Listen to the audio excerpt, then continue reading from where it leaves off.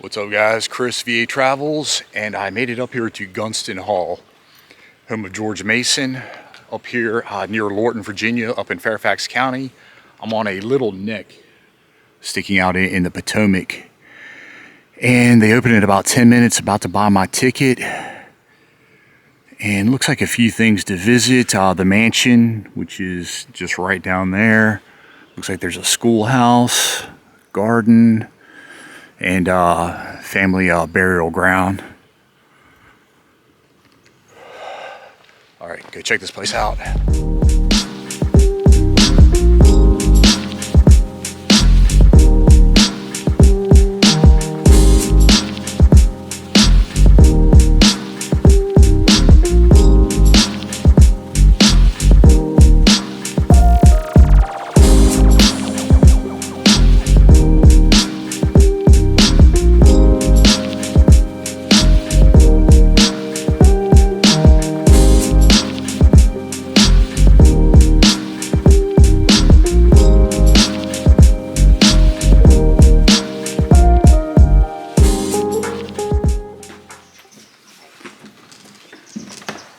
So there is that sign that says the area is temporarily closed. We will be going upstairs. That was just for last night's event.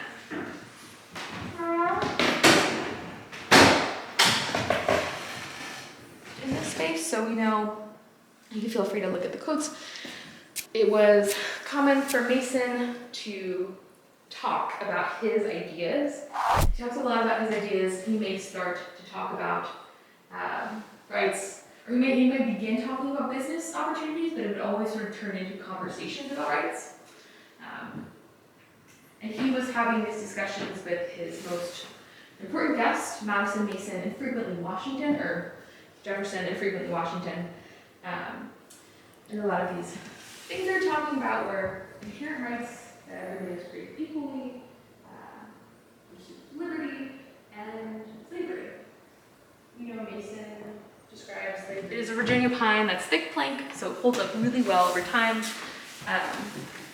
And so we're gonna get a sneak peek in the garden here. So there is plexiglass, but we can look out.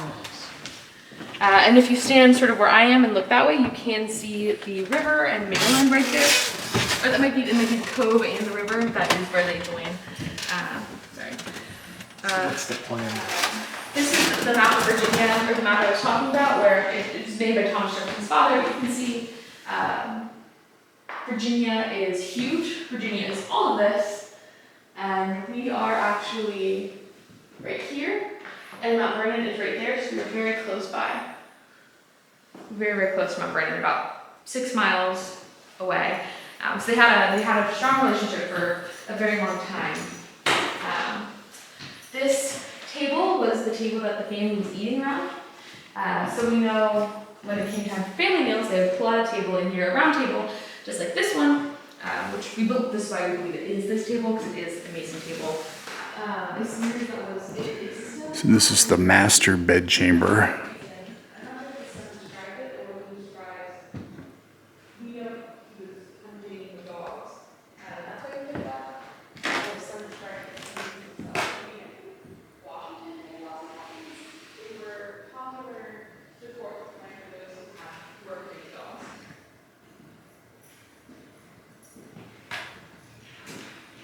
And this is the master bedchamber, which wasn't unusual to have your bedroom on the first floor at the time, but because of Mason's gout, we think it's very unlikely he was making that daily trip.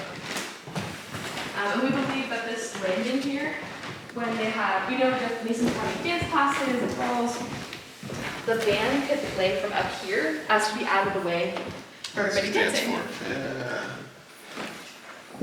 There's that Lee house in Virginia that has kind of a form like that too, where this is. Yeah. Which, I don't know, it's so funny, we know that when he had his dance classes, people from all over the neighborhood, including Patsy Custis, the Washington girl, was coming here for it, so.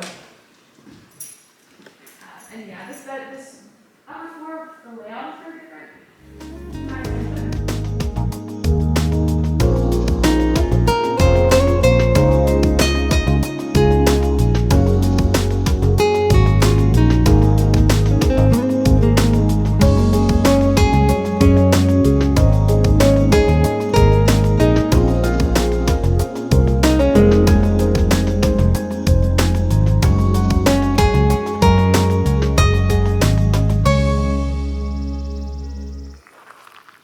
right, just took the house tour. Let you know the tickets were $10. And very thorough tour. They let me film inside, which was awesome. So I'll just do a walk around here. And then I'll put up that footage. And I'll just let you know they've got all these lanterns out. There was some big event here yesterday. And yeah, this place goes back. It was built sometime between 1755 and 1759 by, of course, George Mason. Would have been George Mason the Fourth. And a little boot scraper down here. Yeah, and this is a total traditional plantation house from the time. Georgian style, everything symmetrical. And I always mention the Flemish bond brickwork, stretcher header pattern. Although, that's kind of, I just noticed that. You've got the two headers facing out that way, but yeah, and you've got these unique, I believe these are called coins, Q-U-O-I-N-S, these sandstone coins. Makes it kind of distinct. And the lady didn't say, but I bet these are from the rock quarry down in Stafford. Yeah, so George Mason the Fourth built the house. One of our forgotten founding fathers. And yeah, it's kind of easy to remember. He was the fourth George Mason that arrived in the colonies of the New World. His father, George Mason I, came over in the 1600s. And he was one of the Cavaliers, one of the royalists that fled England after they lost the English Civil War. And check out some of these dependencies over here. And that sign says independent. Okay, all right, well, this is the kitchen. And yeah, the lady had said they think there might have been an underground passage going to the house. They're not sure. They're still looking into that. And take a peek in here. Yeah, giant open hearth fireplace. Couple buckets of water down there. And yeah, very strong smell of the ash. Kind of like they burned something recently. And I see some stairs, and I bet you that there might have been slaves that slept upstairs. That's the case a lot of times.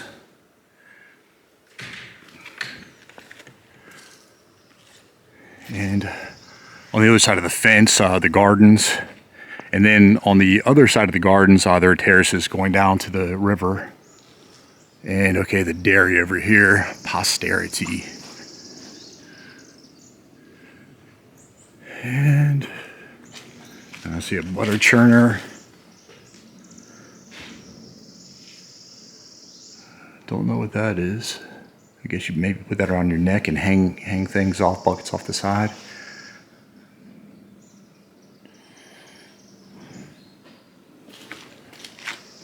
And over here, okay, well over here, enjoyment of life. Of course, the well, and I guess you could scan the QR code.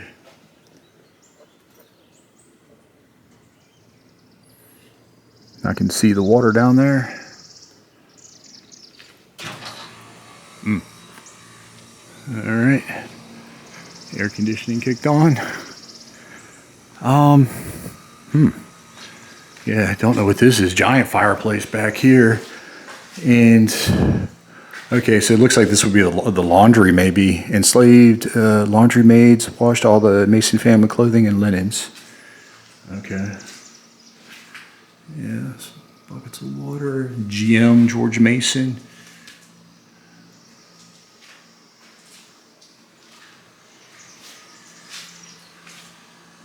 And it looks like Mima, maybe one of the slaves, was busy laboring for the Mason, and she did not have time to decorate her clothes. And yeah, unfortunately, the Masons were large slave owners, and I believe he had inherited, I think she said 30-some slaves from his father when he was 21 years old. Altogether, he had owned 300 slaves. And it was kind of weird because he was at that time period where a lot of the founding fathers were acknowledging and they were writing that slavery was wrong, but they still owned slaves. All right. There's a schoolhouse around here somewhere. Looks like just little tiny gardens over here. And I guess you can't go in the gardens. It looks like a lock on the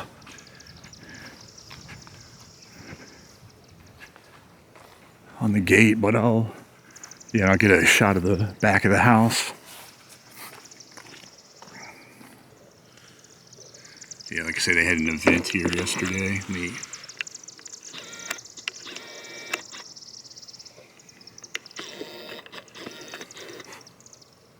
All right. And this would have been the, okay, it's kind of a neat kind of octagon portico right there. Almost like an India type, India type design. And this would have been the front of the house at the time because obviously the riverways were the roads back then. And yeah, you can see a little bit of the Potomac right there. And George Washington just lived a few miles further up the Potomac. And yeah, he and George Washington grew up friends, but after the George Mason attended the Constitutional Convention up in Philadelphia, and he was an anti-federalist. He refused to sign the Constitution. He was one of 3 people who didn't because it didn't contain a Bill of Rights. And after that, he and George Washington never spoke again. So, yeah, so he was, like I say, kind of one of our forgotten founding fathers. The 2 big things he's known for, number 1, he attended the Virginia Convention where he wrote the Virginia Declaration of Rights. That would have been, it was sometime April and May. It was right before the Declaration of Independence was written, 1776. And a lot of the verbiage was used by Thomas Jefferson, who you can't really say he stole the wording, but because George Mason was kind of thought of as a mentor, but he used a lot of the wording was used in the Declaration of Independence. And he was also the second most famous thing the thing he was noted for was, like I say, attending the Constitutional Convention, where he was just like a lot of these. Okay, this temple was one of many colonial revival inspired improvements made by GUNSTON Hall's the last private owner added this. Okay, I'm going to make my way over there. Yeah, so the second thing he's most noted for is attending the Constitutional Convention up in Philadelphia. And yeah, like a lot of these Virginia founding fathers, he was an anti-federalist. He opposed the Constitution. He said that it must, like say, refused to sign because he said it must contain a Bill of Rights. And that was his first stipulation. And his second stipulation also was that he was upset that they were postponing the end to the transatlantic slave trade. They were pushing it back to the early 1800s. I think 1807 it went into effect where you couldn't transfer slaves from Africa to the New World. So he opposed that as well. And organizing nature, George Mason designed a formal symmetrical garden. Okay, just talking about, okay, Benjamin Latrobe. I've heard of him. I'm not sure. I think he's the guy. I don't have to look. I think he was one of the architects. An indentured servant designed the house. All right, take a quick look at these buildings. And maybe this is the schoolhouse. Another boot scraper down there. And yeah, there's not a sign outside. Looks like it could be just a meeting room, I guess. Very strong wood smell in here as well. And I haven't seen this map. Virginia, Marylandia, and Carolina. Interesting. Oh, and there's all right. Yeah, a little bed here. Yeah, very strong smell up here too. A little tiny fireplace. Bed best used for writing of correspondence. Kind of a neat little room up here. And there's a little, I don't know what's in there. Yeah. Pretty cool. And yeah, some stuff to wash up with. Soap. I know they made that from the ashes. They drew the lye from the ashes. Homemade soap. Go back down here.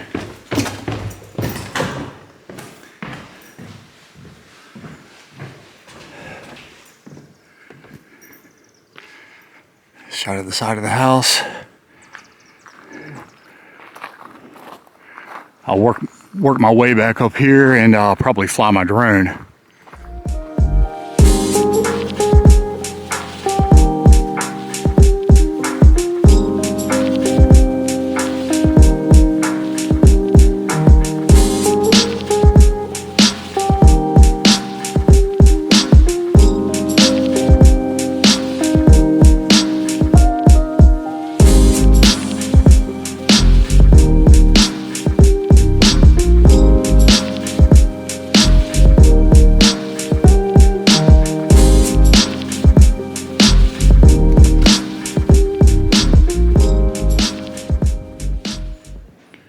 Yeah, all men are equally free and independent. That's what he had written in the Virginia Declaration of Rights, right before the Declaration was written, Declaration of Independence.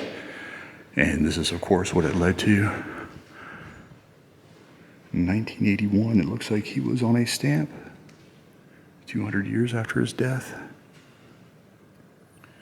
And they say he ended up, most likely, he died of gout. He was a very sickly man later in life. He didn't travel much at all. As a matter of fact, the furthest he had ever traveled in his life was Philadelphia to attend that Constitutional Convention. Kind of neat. A tobacco box. Yeah. But I got a little bigger. I believe that painting is actually based off of Mansfield Plantation in Spotsylvania County. Kind of crazy. Surveyor's compass.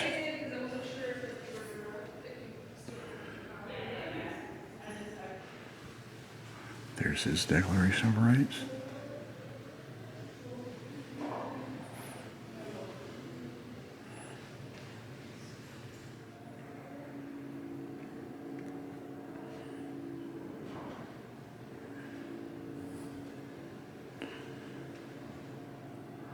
And some shackles.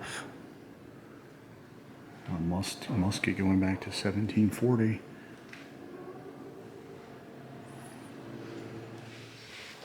One other thing I wanted to mention is that I was going to say his father died young. I believe when he was 10 years old, he died crossing the Potomac there, coming or headed back from Maryland. And he was actually raised by his uncle, John Mercer, the father of James Mercer. I mentioned James Mercer. He's from Fredericksburg. He lived in the St. James house. I did a video on that a couple weeks ago. So he and James Mercer were first cousins. Yeah, and there's a school. Oh, I'm going to go visit the burial ground. And yeah, I guess that was the schoolhouse I was looking at. So, all right, I'm headed over to the cemetery. Over here, site of the barn, Sierra 1760. Not much left of that. So yeah, so the cemetery is right up here. You take a left, head down this row of cedar trees.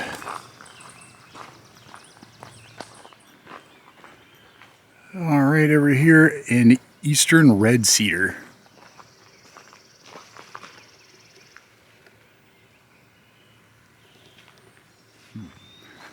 And, okay, yeah, the burying ground back here. Well, these cedar trees aren't 250 years old, so must have been planted more recently. unidentified burials. All right, so it looks like this wall was built in 1922 by some volunteers, and inside there are some stone markers marking the sites of the graves. So apparently a lot are going to be unknown. A cool little wrought iron entrance. Oh, I hope I can go in. Walk over there in a second. What lies beneath? Wall was built, like I say, 1922.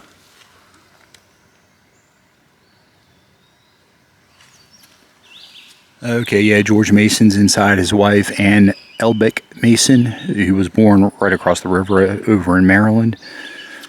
And, yeah, a bunch of Masons listed there. Okay, so, yeah, when they built this wall, they didn't realize they had done some, they had recently ground penetrating radar and found the locations of several more graves. And so this thing, burying ground, looks like they started burying here 1772.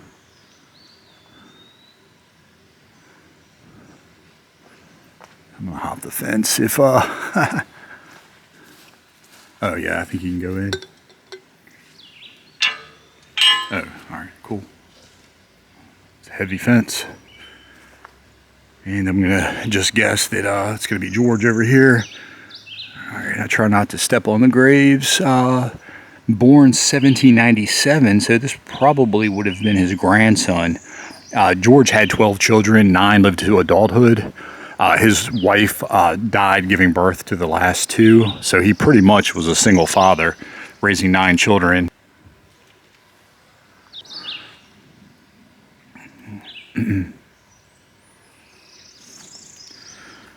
Elizabeth Ann Barnes Graham of Lexington.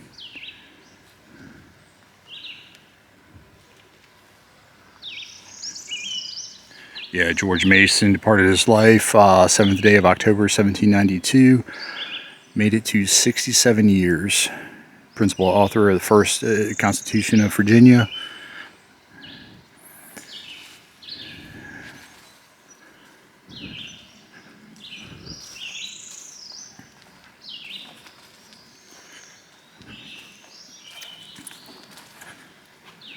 All right, here it is, yeah, Ann Mason. Yeah, they were right across it. She was born over in Charles County. Her father, William Elbach, was a merchant. And she died, yeah, 1773, her in her 39th year.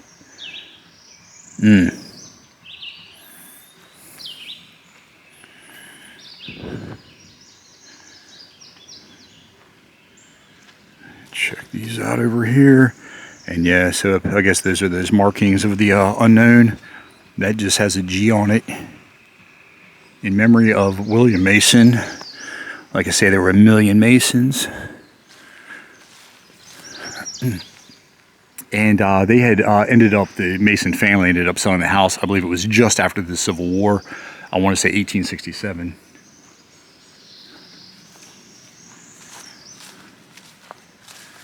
Eleanor Ann Clifton, child of Robert Patton of Spring Bisque, I can't really read that, of Fairfax County. A couple unknown.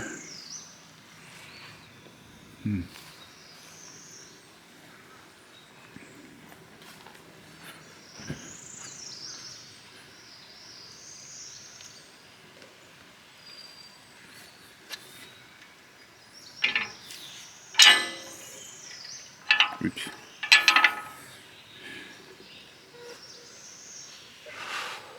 Cool. All right, that's the grave site. And I think I've knocked everything out. This is a really big tree. This has been here for some time.